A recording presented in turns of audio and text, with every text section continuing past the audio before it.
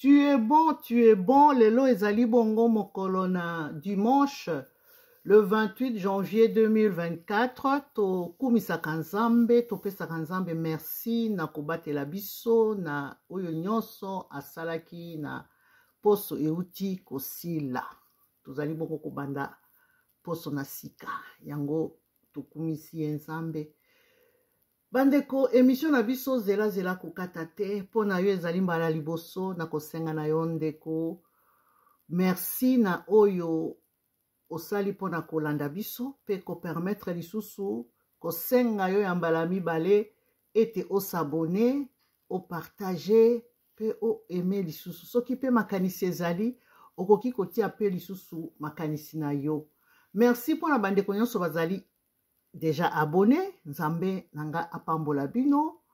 Merci pour la soutenir nga na ba j'aime na bino, pe na ba partage na bino. Merci pe lisusu kosala ba commentaire na bino et kozala malamu pona ko évoluer.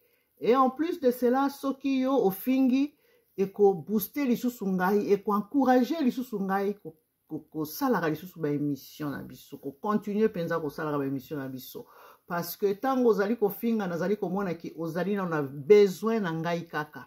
Ozali na besoin nano ya kosungama. Ti tokokoma na tango yo komona ki okofinga lisusu te. C'est ça notre but. Bandeko ba bolingo tozali bongo na ba image na biso boza komona na liboso totangi ba message na tiaki wana to pe ba titre o ezali likolo. Tolobi bongo urgent RDC bosolo ou lokuta. Sekele ebimi polele zela kokata te yo kande nano. 5 apesi biso verset na ye oyo tolingaka. Verset wana nga nalobaki na kotika yango te po elobi mingi. Nayebi te soko osotangaki yango. Tokotanga lisusu totanga kasi. Psaume 101 verset 7 elobi na biso, celui qui se livre à la fraude n'habitera pas dans ma maison. Celui qui dit des mensonges ne se tiendra pas devant moi. Et c'est la parole de Dieu. Bandeko ezali liloba ya Nzambe. Awa totangi lisusu kokamwa koyoka ndenge Israël aza koboma. Docteur Vital Kamerhe na mbeli ya maloba. Maloba peza kambeli, Maloba peza kambeli. Awa na se tosuki si tolobi lokuta na politique. Kombo yango tokomi kobenga yango wana. Parce que ndeko na biso azali kokamwisa biso na ba comportement na ye. Yango toza kolobela. Yo moto soki olingi baloba kombo na yo te na ndenge ya mabe, tope kolakisa mabe na yo, sala bolamu. Soki osali bolamu, tokolobela bolamu. Kasi soki osali mabe, napesa kaka ndakisa. Lumumba oyo asala ya malamu eleka. Tala ndenge toza kolobela masolo ya Lumumba, mokili mombeza kolobela yango. Kasi soki yo osali ya mabe, ba oyo basalaki ya mabe, eske boyokaka vraiment bazalaka elengi? Bazalaka elengi na masolo te. E Nzambe alobi, yo moto ozali koumela na lokuta. Lokuta epa na yo eza facile. Lokuta elati yo oza kokosa lokola pema na yo oyo oza kobimisa. Donc tango ozo pema, lokuta pe ezobima. Alors Nzambe alobi, okovanda na ndako na ye te. Okokomunye na ye te, pe ozali mwana na ye te. Yango wana alobi, bango bato balingaka lokuta,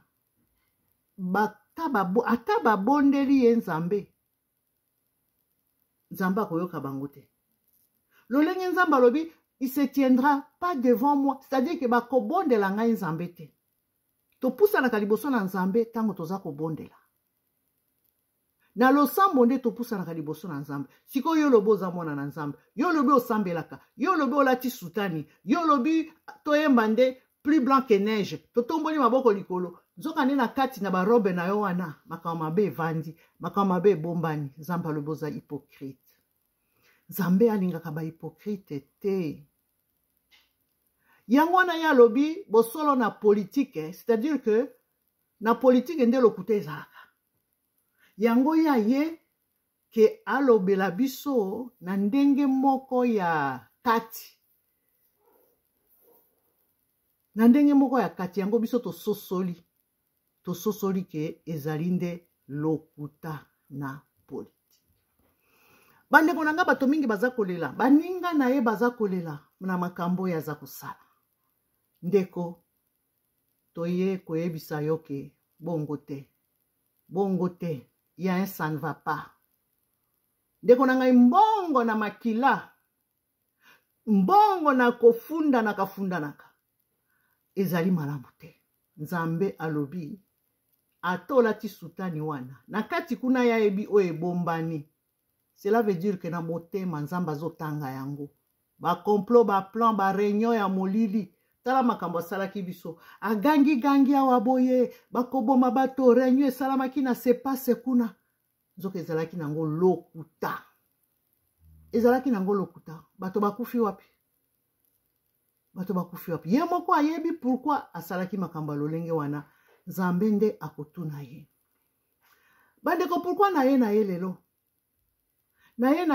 mpona kolobela bino makambo oyo nakomi awa Israel aza koboma Dr Vital Kamerhe na mbeli ya maloba yana minoko mosusu ekoma nango nde mbeli o yango natiki bino boyoka mbeli oyo mosoko mopanga soki pe nini bandeko nanga boyoka. Continuité de la même chose. Ce sont des questions qu'on se pose. Vous devez veiller pour que tout soit bon résultat. Sinon, tu vas à la piège. Maman, la caméra. Moi, je ne croirai pas à caméra jusqu'à ma mort. Caméra, c'est un traître de son état. Je ne peux en aucun cas croire à caméra. Caméra, c'est un élément de la majorité qu'on utilise jusqu'au jour. Caméra, n'est pas mon nom. N'explique que la 2011, pendant que Lutundula, on va trouver Félix Nelo. Lutundula, à l'époque, m'a modifié l'élection, m'a modi à splitter, m'a modi à deux tours, m'a mon tour. Félix, nani, caméra savait que n'est que aux élections, vous en avez deux tours, vous en avez tour. Donc, vous en avez droit à l'erreur, il faut tout s'engana comme un seul homme pour tout le Kabila à pouvoir. Tu t'imagines caméra à l'époque, aboya kosangana Tshisekedi apesa Tshisekedi condition soit aliba sangana nommé là déjà premier ministre bien avant nano bazu pouvoir te alors voilà mutu bozotambola siko olinga la kaone déjà so boloko $5,000 opeso komi onano bomoni mbongo ngode ndenge nini akoya kopesa ndoto ababa kena okabelo $2,000 zoto la mukoli $5,000. C'est comme ça que Félix était en train de demander et nani Kabila était en train d'exiger la père Nabiso Etienne Tshisekedi. Tshisekedi sache qu'il était, il a refusé. Kabila a choisi 46% dans ma pono. Opposition 54. Ça dit que l'opposition est unie. Kabila n'allait pas diriger ce pays. C'est parce que tu as un ordre dispersé. Vous savez que les gens à réduire la chance à Tshisekedi dans l'Est. Les autres ont sangana à voter. Les autres ont sangana à Kamérité. Les autres Kaméré à la Kokota, la Kaboua Front anti-Kabila. Tant que tu as la mise en œuvre et accord à Wao. Balobi Tocha Sensa. Félix a dit ma premier ministre. Quand on a Sensa Tocha Pierre Lumbi. Tu vas télémérer à Gamona. Eza MRC F bazali ba telemeli yango kamera pa télévision bangomi bale bato babunisa ki Pierre Lumbi pour qu'il soit place ya sensa lelo bakoya pa na biso kosala nini eza lokolo boni santa na komo te ya bolingo azoli bible ya sika wapi santa na te ya bolingo azoli bible ya sika wapi ola muka kamera za virus ola muka kamera za virus kamera za mercenaire kamera yeko boma biso kamera na yeko boma biso oke ba jemo ko eza na sa iso sala boko yoka ye mbeli yango wana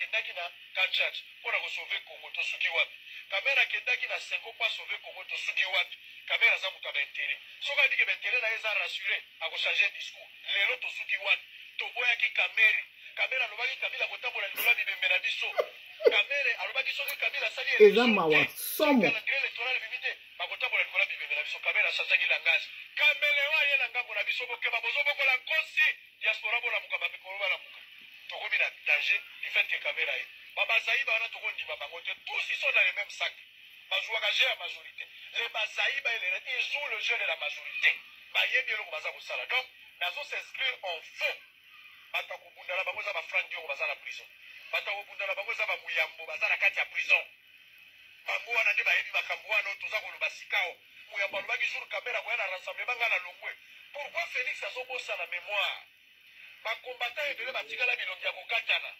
bakongole ebele lelo bakombata ebele soki otali bilongi na bango bamisusu batikala bainfirme lokola bakuluna bamisusu baseve po ebeba bakota bakashwa plus de 8 fois 10 fois non pas ke bayibaka biloko me bakanga bango mpona liti ya démocratie lelo osangana na bato naza contre même bajeko ko ndenge bakoti na idps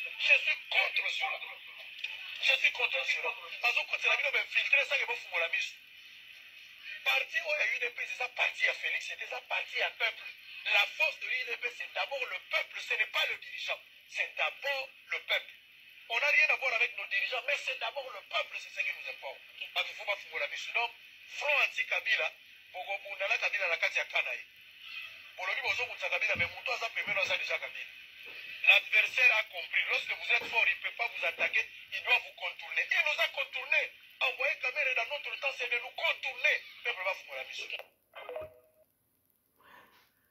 peuple bofungola miso wana eza lolaka ya soi-disant sango aza vraiment sango longola oyo basoyi balobaka kanjo wana longola sutani wana makambo ebombani na sekuna bandeko na ngai yango natie moto awa ye azali moto oyo apelisaka moto aza moto asungaka te koseka oyo eza ya mbeli ya mino mibale tala ye ndenge azali wana eza mawa nazali pour Kamere te me nalingi nalakisa bino ezaleli na ye ndenge bomoni ye wana devant aza kolobela journaliste bandeko na ngai ndenge akendeke vous imaginez maintenant ndenge akendeke kolobela bato oyo ya ba service ya ba secret ndenge akendeke kotia moto na ye wana mbeli na ye wana kopelisa yango eza malamu te soki bakongole bazali kaka na lolenge ya boye tokoavanse ndenge nini bozali komona ke ezali kaka système moko ya baintérêt ezali système te ke toluka développement ya mboka na biso économie na biso baide nini bino bato lokola basango ya lokuta na politique boyaka na yango kopesa kotia na mesa to mpe koyebisa bakonzi na bino wana oyo bolobi ke ezali manda na bino ya malamu alobi mpo na mboka eloko nini bolobelaka mpo na mboka intérêt ya mboka ezali nini kaka ya yo moko oza komiloba okomi malamu osali boye bavi na yo oza kolakisa biso yango na moyen oyo tozwa oyo ya televizio oyo ya baportable ezali te makanisi ya kotonga ezali te bozali kaka na intérêt ya bino moko ya bavi na bino na bafamille na bino me mboka na biso insécurité kaka badiscours soki totangi liste ya badiscours lelo na misala nango eske kokani tokanisaka soki vraiment ke bato tango boza kosala badiscours bato bakolia kaka badiscours wana bato bakosepela bosali baceremonie badepense combien ekei na baceremonie wana en même temps population aza impayée. En même temps, na ba frontière na biso kuna bitumba ezali, ba ennemi baza kokota. Mais awa yo tiki ba frontière nyonso polele, mais bakokuta na Kisasa te. Bakokuta pe bino na Kisasa te. Bokosalaka lisusu ba émission yo. Bokokendeke lisusu na masolo ya se na se. Mboka ekomi wapi? Bomekana no kaka kotala muke nano alobi tozalaki boye tokomi awa ndenge nini tozozinda bato ezozinda bato eza deja botengamisi makasi poa eleki mabe eleki bolamu mabe eleki bolamu pasi eleki peuple congolais ba occidentaux bakosunga yo te ba occidentaux bayaka pona intérêt na bango tokoloba diske wana mbala boni soki yo telemi te congolais bango bayaka nde pona intérêt na bango soki bino bondenge bovandi wana bango balobi bino boponi bino bo applaudir bango bayaka soki bamoni ke mokonzi wana apesi bango intérêt na bango te bakobanda kotia bino na basongi après bango babandi ko menacer na ba pays frontalier koyebisa bango ke bokende bo longola moto wana bakoya na ba armement na bango na ba bataillon na bango bavandisi na ba pays wana ndenge basalaki na 2018 wana nde bakolakisa ke balingi lisusu moto wana te. Pourquoi? Pour leurs propres intérêts. Kasi pour la souffrance na congolais bakoyaka jamais, ils viendront jamais. Boko ganga communauté internationaux boye na boye bakoya na bango te. Voilà pourquoi bandeko na ngai na yeli bino pona kolakisa bino ke moto oyo bango boyo kaka bango soki balobi boye bokanisi lokola ke bango nde balobi ya solo balingaka Congo te balingi nde mbongo bango pona mbongo bakokata moto abomi yo pona mbongo yango wana bozomona makambo nyonso bango na ba Vital Kamerhe wana baza kopotana po balingi ba pouvoir bambongo banini. Est-ce que bokovanda bokanisi muke bo réfléchir que tozali banani? Est-ce que tozali bénéfique pour mboka? Est-ce que tozali bato tozali pe kosunga ba mikonzi? Lokola nga na lobaka naza na émission na télévision. Mais babo nani Israël? Yo po okoma lelo boy. Tala parcours na yo. Bato yo zoloba yi baza mabe. O bozo luka kokwaisa wana. Kaka bango ne ba permettre yo o sala ba émission yo. Ozala jamais arrêté. Mais lelo bokomi kokangaka baninga na bino. Lelo bolingi te ke bato nyonso bazala na kimia. Bolingi kimia te. Lelo boza koede mokonzi ya mboka yango te. Boza koede ye te. Bino bolinga bapesaka bino mbongo. Tala ndenge tomonaki yo boye boxer oyo asalaki ayeba théâtre opousse ye asala ba théâtre wana o soutenir ye boke kozwa boyebi ke makambo oyo osalaki wana eza scandale.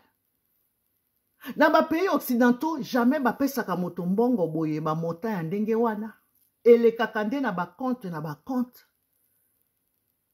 e lokola yo ozali moto oyo oyebi tina ya makambo lolengo wana okendelaki misio oyebi par na yo okolinga kaka espèce bokamati pe bofilme yango elakisi vraiment qui vous êtes elakisi efungoli biso epesi biso explication ya komona ke sutani wana longola no yango kotombolaka isu maboko te pe nayebisi bato balekaka na émission na yo ke atombolisaka isu bino maboko te parce que bazali ba modèle te balingi peuple congolais te balingi kimia te bazali na pensée même pas ya bandeko na biso ya este kuna akendeke bavoyage ya bainvestigation wana kaka soki ayebiki aza na mission songolo te mpo ayebiki akozwa eza malamu te senko apesaki psome wana mpona bato lokola bino paster nani dalo asali priere to koakompagne priere wana ezala na effet ezala na effet ezala na effet na nkombo na Yesu bandeko na kopesa lisusu bino na kolekisa lisusu bino na video ya jeune moko boye nasepelaki na jeune wana tolanda ye nanu bongo tokosala bacommentaire moke na nsima merci bolimbisa mpona eta ya video elongo na kosenga na bino compréhension merci.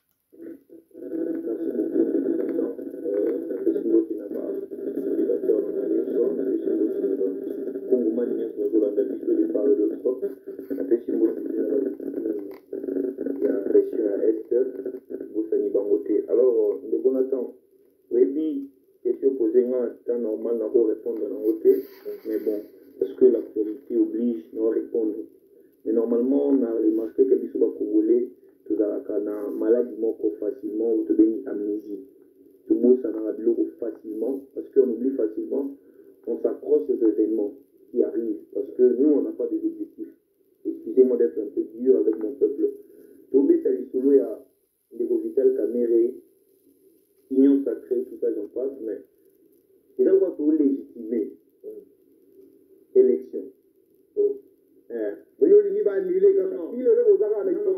Vous savez, un peuple qui n'est pas en mesure de revendiquer ce droit, un peuple qui accepte tout, un peuple qui se contente des miettes, c'est un peuple qui ne mérite pas qu'on défende sa cause. Oui, puis nous avons remarqué au Maroc, ce qui est l'autre, Congolais, va s'appuyer. Pour le de la PCA, c'est de la député. La caméra a 200 députés. Avant, 200 députés dans le regroupement au WAP, du Bambassari, l'Assemblée nationale. 200 députés dans le WAP. Ce sont des députés qui avaient des machines à voter. C'est de la fraude, c'est simulacre électoral. Et moi, je vais venir sur un plateau en train maintenant de pouvoir chercher est-ce que Kamel va être Premier ministre. Il va être Premier ministre dans ma génie. Donc, si on va dire que Kamel ça lui bien, que Kamel dans la droite, c'est-à-dire que je suis en train de lire indirectement que oui, Kamel a obtenu. On a recrutement là-bas, ils ont obtenu tous les 200 députés. Alors que ce sont les gens qui ont craché sur la souveraineté du peuple congolais. Je ne peux jamais oublier. Tout le monde peut oublier, et sauf moi. Donc, cette histoire, il y a la carte, il y a union sacrée, cette union qui est appelée à bafouer la souveraineté du peuple, il a théâtre. Il a théâtre, mais nous, on ne va pas oublier. Parce que juste, je vais interpeller d'ailleurs Congolais, Bazolanda, des parts et d'autres. Nous, on se fait comme il a dit sur les lieux, parce que pour ignorer Rabilo, on y balait des Konatan. La première des choses, les peuples congolais ignorent la date de son indépendance. Remarquez avec moi, les 31 décembre, les 1er janvier, les 25 décembre, il y a de fêtes dans le Congo comme pas possible. Mais les 30 juin, qu'est-ce qui se passe? Et comment on va jouer à la retraite, on va jouer à la marche des santé. Les 30 jours, s'il vous plaît. Alors, un peuple, pour déjà à mes yeux, il faut ignorer les 30 juin. Parce que les 30 juin, tu commémoreras un combat pour battre ma bande et se faire ça. Parce qu'on a eu l'indépendance politique avec nos parents. L'indépendance économique, non. Et est-ce que cette indépendance politique est effective aujourd'hui? Non. C'est-à-dire, ceux qui te veulent commémorer les 30 juin, à ce moment-là, pour le battre, combat, on le mou, on va battre, on va signer ça, mais je fais photo là. Il y a un moment où on a dit, baye, bio, ba voix, nayo, révolution et matio. Il y a un moment où on les loups, baye, homme politique, ça a un esprit, nayo, révolution et un peuple qui n'est pas à mesure d'honorer, les comptes de jeu, honorer ses héros, ne serait pas à mesure de se battre pour sa propre cause. La deuxième des choses, il y a des gens qui je leur pose la question de chanter l'hymne, combien de présidents chantaient leur hymne national. Bon, il faut à la stade. Ah ouais, ça fait une année, des années par moté. Mais l'hymne national, quand ça retentit dans tes oreilles, ça fait naître ce patriotisme parce que maloba tout baloba en attaque. Et ça, les pour la union sacrée, n'a pas d'opposition. Donc à ce moment-là, on comprend que tout le monde est patriote. Mais Misso Lelo, fort malheureusement, ça devient culture. On a vu surtout maintenant le simulacre électoral. Et s'il a noté à actualité comme président de Cameroun, après ministre, Misso Lelo de l'opposition, on va dire Cameroun, Aïbaka, Cameroun, Azamutumala Mouté, Azanatoire. Bah, on a dit Azanatoire, ce qu'on dit, Azamutumabé, Aléen, et puis on oublie des choses qui sont réelles. Parce qu'au moment où nous parlons, il y a des gens, tout le monde a la machine à voter. Mais qu'est-ce que le peuple a fait avec? Ils ont battu tout le monde a validé la machine à voter. Le peuple a voté. Il y a des gens ici, pendant campagne, comme l'actuel gouverneur a eu, pendant campagne, il y a des gens qui sont morts. Il y a des gens qui sont morts, blessés, qu'est-ce qu'on a fait de ça? Personne n'en parle. On n'en parle pas. Mais on vient là, parce qu'il y a une actualité PCR, on commence à parler et le peuple laisse passer. Donc maintenant, il faut limiter l'histoire de Kamere et la position de Bisso est claire. Position de Bisso est nini. Piste pour l'émergence, tu lui dis que ma ponomie, ça les magité. Ma ponomie, le roi, ça les magité. Le roi, il a dit simulacre. Bisso la piste, tu le dis oui. Tu dis que la position de Bisso est éveil, il y a conscience. Parce que Bisso te dit que député pour voyer pour voter. Yo so sangana na lobi la caméra oyo na lukunga bimisi député. Non mais piste pour l'émergence à soutenir bongo Moïse Katumbi on a député belé yende ana na député belé ko le parti union c'est opposition ma regroupement dans opposition mais yep a tengi pété ma député ba siéger on a été cohérent c'est ça c'est là bolingi bo lobela ngai na lobela élection on de comment qui va échouer. C'est tout à normal. Na lingolo de comme qui va échouer. Élection de l'ingana lobela. Au moment où nous sommes na kata komba ko lobake po yepe a échoué ils oyo wapi cheo kitundu azui na Lumumba ville cheo kitundu azui ou élection de l'ingana lobela. Non élection on honorer Vula Katani. Et autour de l'élection pour honorer Vula Katani na Louisa honorer Vula azuiti élection en éto lobela. Non. Non, on doit atteindre un niveau. Tout ça démarche, ce n'est pas que Moïse Katumbi, cette Kikouni, autopiste pour l'émergence, il fallait rapporter l'élection. Si on a voté M. Madilou est mis député. Il sera revivable à sa base. Si on a voté, oui. Mais culture, on a dit que robot, ça n'a pas Makambu. Il y a robot, ça n'a facilement. Il y a un des qui l'a pas. Kamere a ça la regroupement, il y a 300 députés. Moi, je sais déjà que Kamere a ça les regroupements, il y a 300 députés. Ces 300 députés-là ne sont pas les députés issus de la volonté du peuple. Si Kabouya va aller voir Mbosso, le problème ici, bémol, la photo principale, Wapi, Bemba, Odyssey Kabouya et les autres, Kamere n'y était pas. Nous, ils savent ce qui se passe à l'Union sacrée. Donc, Kamere est déjà banné que Lukanzela n'a. Non, Kamere a dit que Lukanzela. Vous savez, moi, j'ai toujours de respect comme pour des acteurs politiques. Et je respecte M. Vital Kamere, que je pense. C'est un homme politique, il a ses ambitions. Il a ses ambitions, on a édité pourquoi il a fait ça, parce que Adam, moi, on a un moutouté. C'est un homme politique. Maintenant, j'ai fini, vous allez savoir quoi. La politique, c'est un centre d'intérêt. Alors, si on a un intérêt, ils ont remis en cause. Il a ses droits. Mais Bissonnet, il a été sur un plateau d'Itili. Légitimer ça. Parce que, on est lié à ça, la Makambo, et à élection. Mais le quoi élection, ça les m'a quitté. Bissonnet, Kobo Sanate, Kongoman, il y a Kobo Sanate. Que les aboués, élection, ça les quitté. Simila, quand ils on s'est encouragé, Makambo, les lots, lobby. Nous allons monsieur Roubakisama, te encourager et puis on fait notre pays. Maintenant, mon amour, allez, donc, il y a mon amour, quand on a le combat, Bino va évoluer que élection salami matin, bah, oh, bah, beaucoup publié par la CENI, bah, remporta qui élection bah, recours, et s'il a qui déjà bongo, qu'on a déposé la Cour constitutionnelle, est-ce que vous avez Gonga pour la Bino, il y a Bino va vous estimez que vous allez qui élu, vous récupérez, bah, siège de oui. On attend. Oui, débat pourquoi? Parce que j'étais parmi les gens qui ont attaqué l'identité du président de la République, la Cour constitutionnelle. Le président Lamouka n'a pas changé à Kumbo Naï, car étant a changé en haut, ni jugement supplétif, Nous, on a remarqué cette erreur de droit, on l'a attaqué devant la Cour. Et à l'époque, j'avais dit, les thermomètres qui mesurent la température d'un climat politique apaisé, c'est la Cour constitutionnelle. La Cour constitutionnelle, c'est l'instance où les sacerdoces suprêmes est appliqué. Voilà pourquoi les juges constitutionnels ont des gants.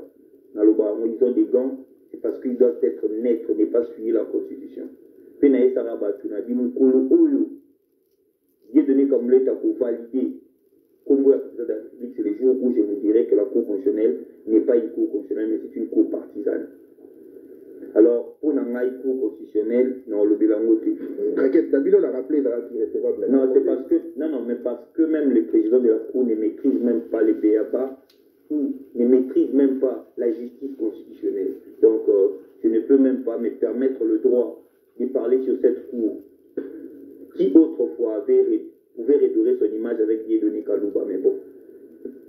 Donc, dans le de la Cour, tu sais, quand un juge de la Cour, de la plus haute Cour, confond les juges de la régularité et les juges de la légalité, ils confondent ces choses, je ne peux pas parler de cette Cour. Donc, on a un sujet.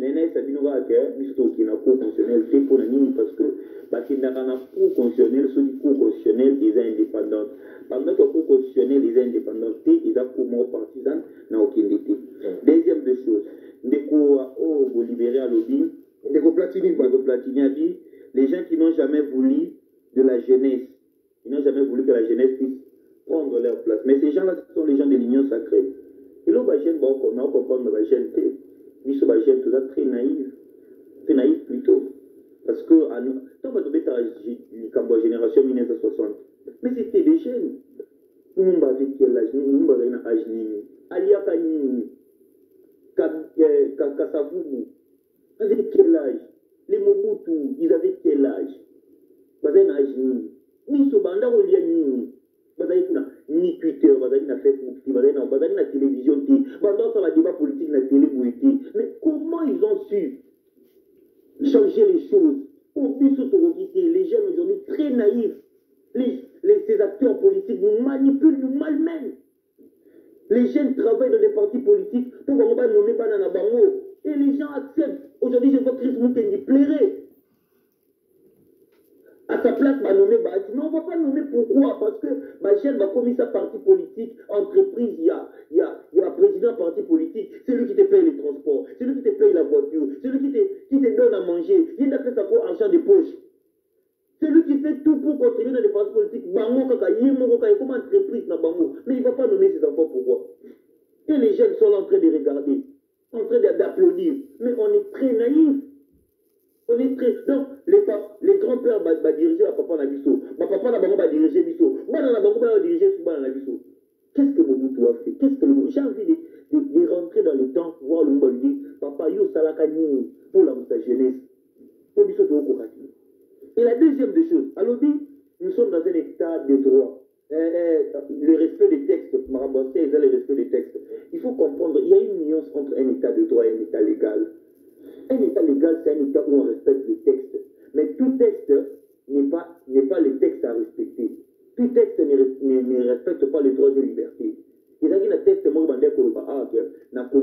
partie ce qui vous respecter, c'est un état légal. Mais l'état de droit, c'est un état où il y a le respect des droits et libertés fondamentales. Parmi ces droits et libertés, il y a les droits de vote. Et les droits de vote, c'est sacré, consacré de l'article 5 qui confère la souveraineté au peuple. Est-ce qu'on a respecté ça? J'aurais voulu qu'il soit là pour que je puisse l'enseigner. Mais deuxièmement, alors la Constitution est taillée sur mesure. La Constitution est taillée sur mesure de qui? Parce que c'est le président actuel qui est le président de la République. Il disait que c'est taillé, ils ont dit taillé à mesure, il y a Kabila. Mais les lots Kabila, ça veut dire qui joue? Ceux qui battent taillé en la forme à Kabila, donc les lots dans la forme à Moukouatombolo. Quelle est la raison? Et bizarrement, j'en profite de l'occasion. J'ai vu des personnes dire que normalement le président doit changer la constitution et comme à 7 ans. Mais écoutez, vous savez, c'est comme un enfant, moi, non? Andimi babo maman na ye. Hein? Abi babo melanga maman pour nga adopter mais pas maman mututu. Faut qu'à founer na badolia bien na dola la bien. Oui, habiter j'accepte qu'on tue ma mère pour que je sois adopté quelque part parce que là-bas je vais bien manger, je vais bien me nourrir. Donc ça veut dire ceux qui réviser la constitution et que que mandat à présent arrivé comme à 7 ans selon Germain Kambinga, renouvelable une fois. Ça veut dire, Tshisekedi a postulé les sous en 2028, à ça 7 ans et puis a postulé les sous. Alors, si colocation dans le but, c'est ça, on va monter dans le but, on va maman n'a pas beaucoup maïs. Pour nous, on va adopter pas moi si nous tous. Quand on a relié bien, on a les bien. Et heureusement que ce ne sont que de rêves d'adolescents que je pense que M. Germain Kambinga est en train de faire, qui ne passera même pas en rêve. Si on est là, c'est ça. Alors, et là, moi, Bomina le dit, Ndeko Vital Kamerhe. Vous savez pourquoi je suis un peu réservé à l'égard de M. Vital Kamerhe? Moi, nous sommes dans l'académie politique, piste pour l'émergence. Et piste pour l'émergence, nous prenons des valeurs. Et parmi ces valeurs, il y a le respect mutuel. Et nous faisons la politique, nous voulons que ces gens nous laissent la place. Mais ce n'est pas en reproduisant ce que les jeunes autrefois ont y à faire. Parce que Kamerhe aussi était jeune comme moi. IDPS, Baza Bengra. Il a régi, il a parti politique rempli d'ingratitude. Pour l'année. Il n'a plus ça de nos schémas simple. Et bateau bana union sacrée le loba et baquet. IDPS a pour remercier Bamoura à Bongo. Et je félicite Kamerhe. Je le félicite. Pourquoi je le félicite? Parce qu'il a compris qu'il sera roulé d'ici bientôt. L'IDPS, c'est un parti politique rempli des ingrats. Kamerhe, ils ont trompé tout le monde à Genève. Lui et Tshisekedi, ils ont fait l'accord na Kenya pour que Kamerhe soit président de la République. En 2023. Kamerhe, on lui a promis être premier ministre en 2019. Aux élections, pour gagner l'élection. Kamerhe a jamais primature. Azaraki jamais dauphin en 2028. En 2023. Azaraki candidaté. Kamerhe n'a jamais été. Kamerhe a salagi prison. On a détournement. Il y a projet 100 jours. Alors que ce n'était pas lui. C'était le président qui était cité dans cette affaire. Kamerhe a été insulté partout. Le président vient dire à tout le monde que Kamerhe va kangakaye. Pour n'attendre humilier Aïbaka et l'autre côté. C'est le président. Donc Kamerhe, injustement, a été condamné par l'IDPS. On avance. Kamerhe, vice-premier ministre, il y a économie. Poste à Moukia ou Azui, alors qu'il devait être premier ministre. Ce qu'on te pousse à Ni. Kamerhe a comprendre que dans l'Assemblée nationale, on a 215 députés à espace linguistique moko. Mais ce n'est que normal. Kamerhe c'était un fait politique. Il a suivi ses intérêts politiques. Il a dit non, moi je dois monter parce que l'IDPS tourne les gens le dos facilement. Aujourd'hui c'est salut, mais même à Valouté Léo. Et ce que Kamerhe a fait, ma musique va pas l'ango. Parce que ceux qui vont aller en côté, ils seront roulés. Donc Kamerhe, il a pleinement raison parce que le régime Yabengra, il y a un IDPS à installé, c'est-à-dire que ça lui dit le Valouté Léo. Moi, je suis un Burundi. Mais moi je pense que débat il y a Kamerhe et tout ça, parce qu'au moment où on est en train de parler, il y a des gens qui sont dans l'instabilité grâce à un mouvement au Mogondo. Il y a des gens qui perdent des vies. Il y a des gens à l'est du pays, jusqu'aujourd'hui, qui perdent des vies. Jusque-là. Mais élection, que Bounaga les a occupés. Aussi qu'on nomme l'administrateur à territoire, s'il vous plaît. Donc RDC Komikaka, ceux qui drone les bâtiments des nous qui sont publiés. Les drones ont attaqué. Mais le président Félix Tshisekedi est l'ennemi numéro 1 du Congo. Ce n'est même pas Kagame, c'est le président Félix Tshisekedi lui-même. C'est un agent de la CIA qui a été amené là au pouvoir pour finaliser le projet américain de balkaniser le Congo. Voilà son rôle. Voilà sa mission. C'est pour ça qu'il ne fait rien. Il a toutes les cartes sur les mains. Il ne veut pas régler le problème. Tshisekedi n'aime pas le Congo. Le président Félix Tshisekedi est l'ennemi numéro 1 du Congo. Ce n'est même pas Kagame, c'est le président Félix Tshisekedi lui-même. C'est un agent de la CIA qui a été amené là au pouvoir pour finaliser le projet américain